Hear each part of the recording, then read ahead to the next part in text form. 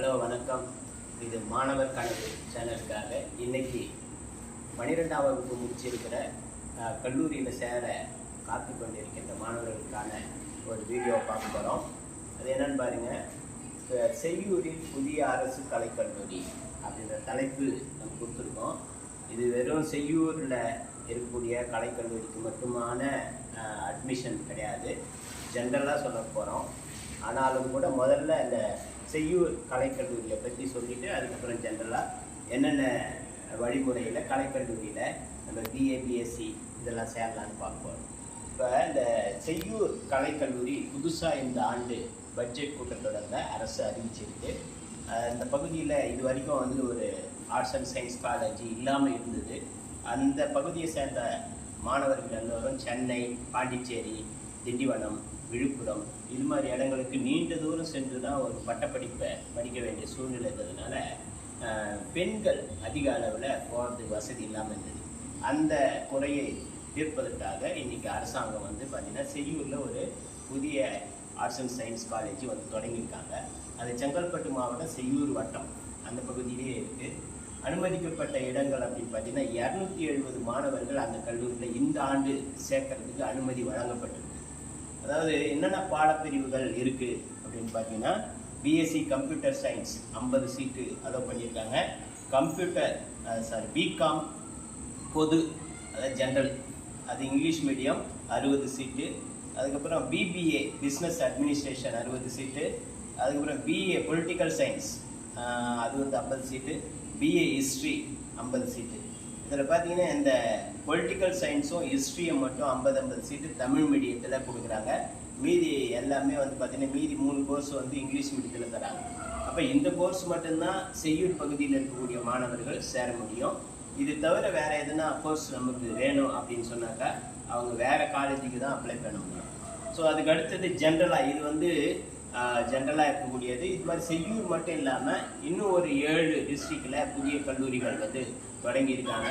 அந்தந்த மாவட்டத்தை சேர்ந்த மாணவர்கள் அங்கே தொடங்கப்பட்டுள்ள புதிய கல்லூரிகளை நீங்கள் ப்ரௌசரில் பார்த்து தெரிஞ்சுக்குவாங்க.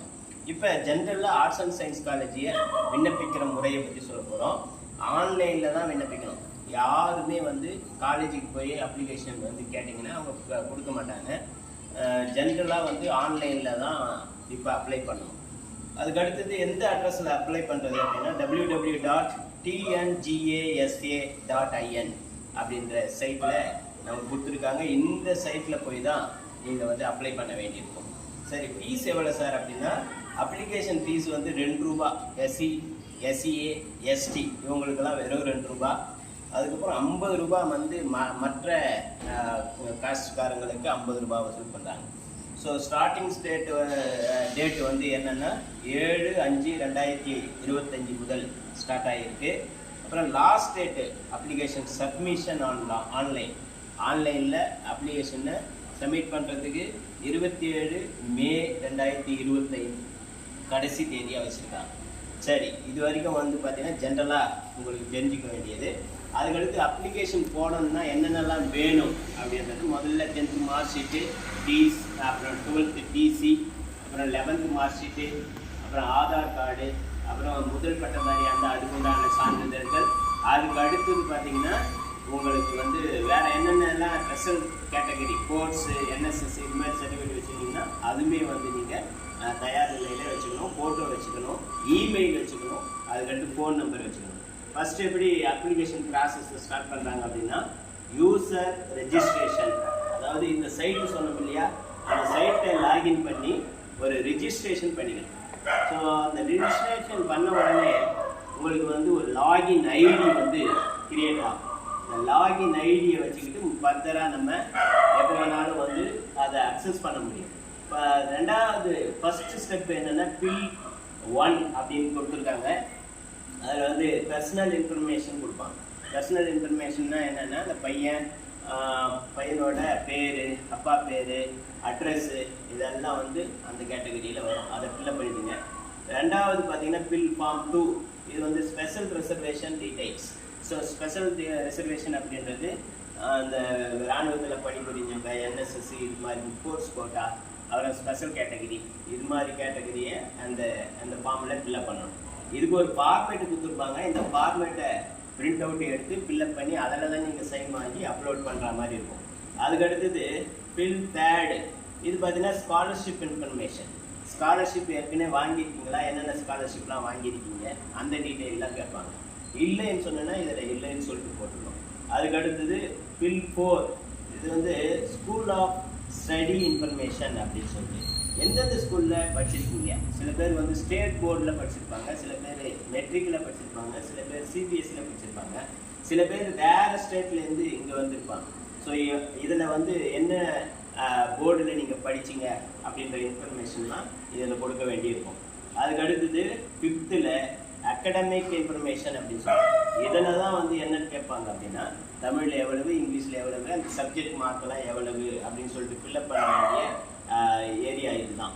அதுக்கு அடுத்தது இதெல்லாம் ஃபில்அப் பண்ணி முடிச்சிட்டிங்கன்னா நீங்கள் எல்லாத்தையும் கரெக்டாக ஃபில்அப் பண்ணியிருக்கீங்களா அப்படின்னு சொல்லிட்டு ஒரு ப்ரீ வியூ பார்த்துக்கலாம். அதாவது அது வந்து 6th ஸ்டெப்பு. அதை எல்லா பேஜையும் வந்து நம்ம வியூ பண்ண முடியும், எல்லாம் கரெக்டாக ஃபில்அப் பண்ணியிருக்குமான்னு சொல்லிட்டு. அதுக்கு அடுத்தது 7th ஸ்டெப்பில் சாய்ஸ் ஃபில்லிங் அப்படின்னு சொல்லிட்டு இருக்குது. இதை மாணவர்கள் ரொம்ப ரொம்ப கேர்ஃபுல்லாக பண்ணுங்கள். இதுதான் நிறைய பேர் மிஸ்டேக் பண்ணக்கூடிய ஏரியா. ஒரு காலேஜை முதல்ல செலக்ட் பண்ணுறீங்க, அந்த காலேஜுக்கு ஒரு கோட் நம்பர் கொடுத்துருப்பாங்க. அந்த கோட் நம்பரை நோட் பண்ணி வச்சுக்கோங்க. நீங்கள் எதிர்பார்க்குற கோர்ஸு அந்த காலேஜில் இருக்கான்னு பாருங்கள். இருந்ததுன்னா அந்த காலேஜ் கோடு, அதுக்கப்புறம் சப்ஜெக்ட் கோடு நோட் பண்ணி வச்சுக்கோங்க. அதுக்கு அடுத்தது வேறு அந்த காலேஜில் கிடைக்கலன்னா வேறு காலேஜில் என்ன இருக்குது அப்படின்னு சொல்லிட்டு அந்த காலேஜ் கோடு, அதுக்கப்புறம் சப்ஜெக்ட் கோடு நோட் பண்ணுவீங்க.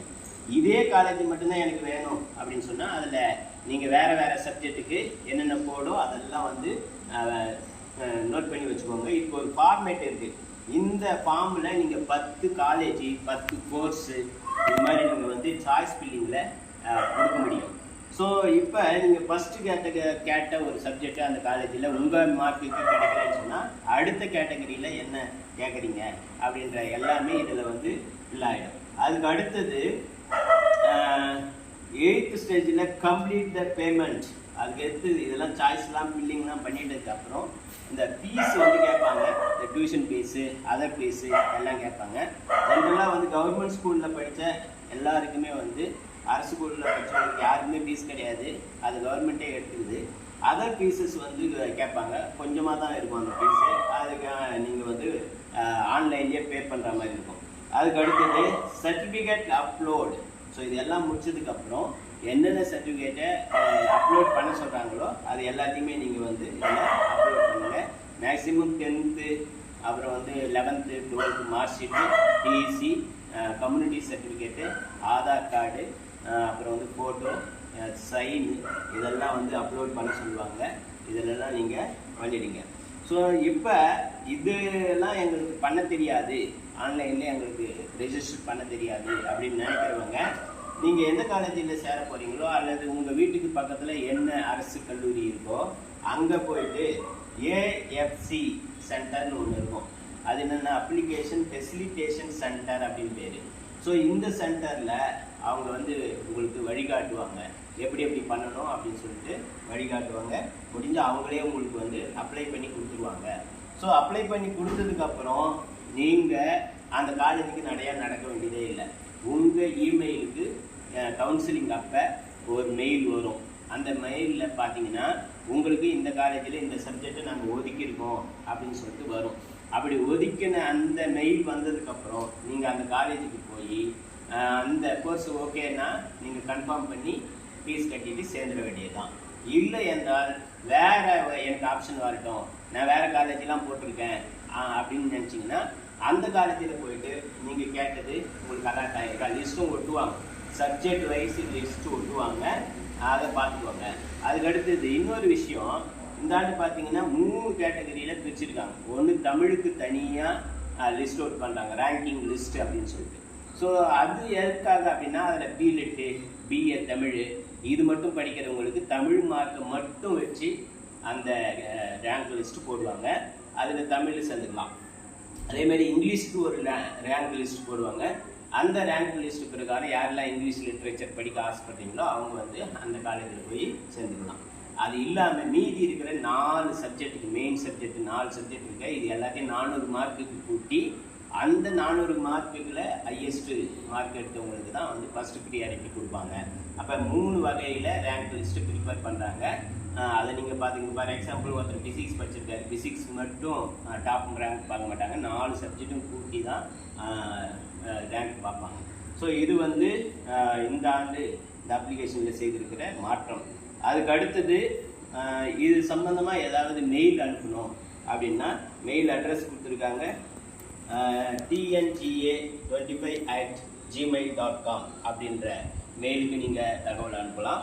அல்லது ஏதாவது ஃபோன் பண்ணி கேட்கணும் டவுட்டு அப்படின்னு சொன்னால் லேண்ட்லைன் கொடுத்துருக்காங்க. 2 லேண்ட்லைனு 04424343106 அப்படின்னு ஒரு நம்பரு, 04424342911 அப்படின்ற ஒரு நம்பர் கொடுத்துருக்காங்க.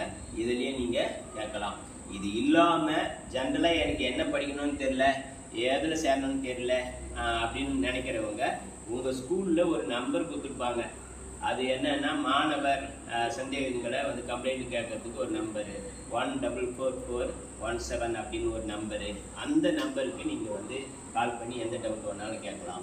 ஸோ இது போல் இந்த ஆர்ட்ஸ் அண்ட் சயின்ஸ் காலேஜ் நீங்கள் இந்த பிஏ பிஎஸ்சி பிகாமு இது மாதிரி படிக்க நினைக்கிறவங்க நீங்கள் வந்து இந்த வெப்சைட்டில் அப்ளை பண்ணுங்கள். உடனடியாக அப்ளை பண்ணுங்கள். அப்புறம் டைம் போயிடுச்சு அப்படின்னு சொல்லிட்டு வேஸ்ட் பண்ணிடாதீங்க. முதல்ல ரிஜிஸ்ட்ரேஷன் பண்ணிவிடுங்க. அதுக்கப்புறம் உங்கள் ஸ்கூலில் கொடுக்கக்கூடிய மார்க் லிஸ்ட்டு, டிசி இதெல்லாம் வாங்கி அப்லோட் பண்ணிவிடுங்க. இது போன்ற விஷயத்தோடு மீண்டும் ஒரு முறை உங்களை சந்திக்கின்றேன். நன்றி, வணக்கம்.